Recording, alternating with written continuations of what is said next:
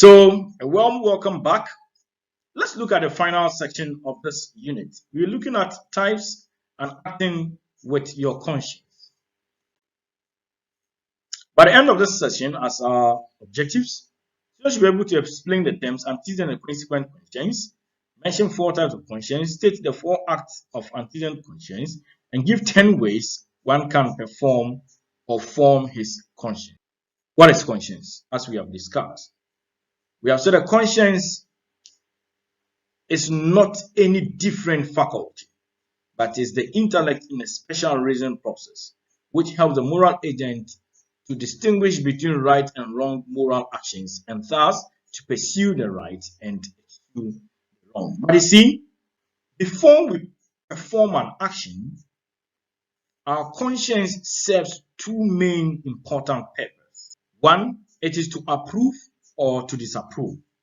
Now, there are this section of the conscience that warns us before an action is taken, and there's this part of the conscience that deals with telling us whether what we perform as an action is right or wrong. So then the terms antecedent and consequent conscience. So we are saying antecedent conscience is that type of conscience that warns us before an action is taken, and the consequent conscience judges our actions after we have performed those actions. By examining our conscience, we refer to consequent conscience. But for the purpose of Christian ethics, antecedent conscience is far more important to the moral agent. Its acts are chiefly 4. 1. Commanding. It commands us, it forbids it, it persuades us, and it permits us. So it commands us to do or not to do. It forbids us from doing something. It persuades us for either doing or not doing a particular action, and it also permits us to do the action.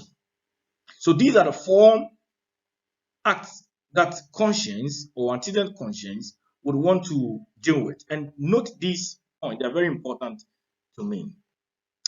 There are some types of conscience. In your book or module, I've discussed many of them. Let's look at about 3 of them, then we take it up from there. We are saying that every moral agent has conscience. Some people's conscience are correct, are described as correct. Others are erroneous. Others are certain. Others are uncertain. Others are lax. Others are blunt. Others are perplexed, among others. What is a correct conscience?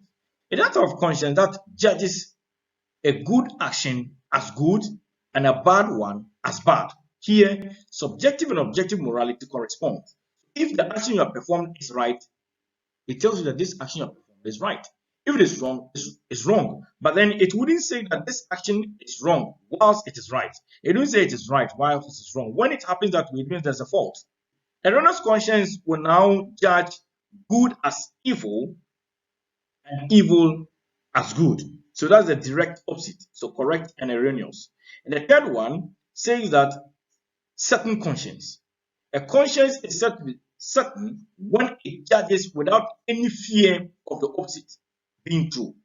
That 1 is 1, 2 is 2. This I am certain that when I do this, these are the repercussions I'm going to harvest. So we are saying that certain conscience judges without fear of exaggeration of the opposite being true. How do we form our conscience? The conscience of the moral agent can be formed in different ways. 1, being open to the truth and what is right. Being taught. This is what society expects us to do. This is what a Christian church expects us to do. So you are being open to the truth and you know what the truth is. So scripture says that ye shall know the truth and the truth will set thee free. Now we need to study scriptures. When you study scriptures, the sacred scriptures also reveal to us truth and it forms our conscience. Teachings of the church. The church teaches us how to behave, when, and in what way. This informs the way we build our conscience. Pastors and prophets also form our conscience, and social traditions also form our conscience. Now, acting with your conscience. We are saying that in Christian ethics, it is of importance for the moral agent to act with his or her conscience, but this time act with a correct and a certain conscience. Moral agent's conscience and its use is very important in his or her daily life. As it has been revealed when discussing the types of conscience above, it is always advisable that the moral agent first develops a clear and pure conscience and then act with that rightful conscience. This averts mistakes and negative repercussions on the moral agent. In other words, if you do not act with a correct and a right conscience, you invite repercussions on yourself. So, in other words, whatever action you want to pursue, make sure that your conscience is in tune with it and that the end result will be that which will produce goodness for you, the moral agent, and for another moral agent in the society. In fact, if you want doubt his conscience and act in such a manner, then the result will be disastrous.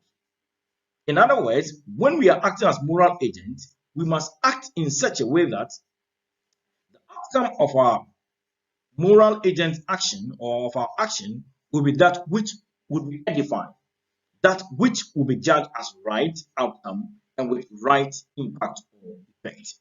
What are we doing? We are saying that there are many types of conscience, and the many types of conscience comes under two categorical issues: consequent and antecedent. Antecedent conscience informs us before we perform an act, and consequent conscience judges us as right or wrong in view of the action we have pursued. We are saying that the former warns the moral agent before an action is taken. That's what we call antecedent, while the latter serves as a judge of our past action, is the source of our self-approval or remorse after the action is performed.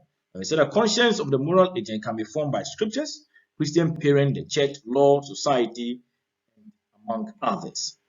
So thank you for having listened to this section. We'll meet in the last unit.